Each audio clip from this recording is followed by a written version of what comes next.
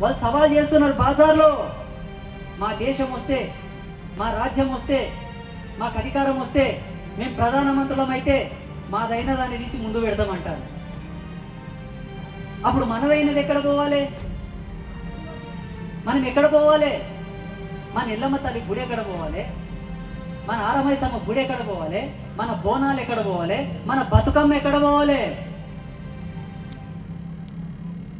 ఇవన్నీ పోకోకనా?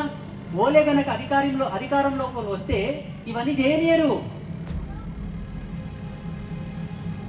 ఇవన్నీ కోల్పోకుండా ఉండాలంటే మనమందరం సంఘటితంగా ఉండాలి.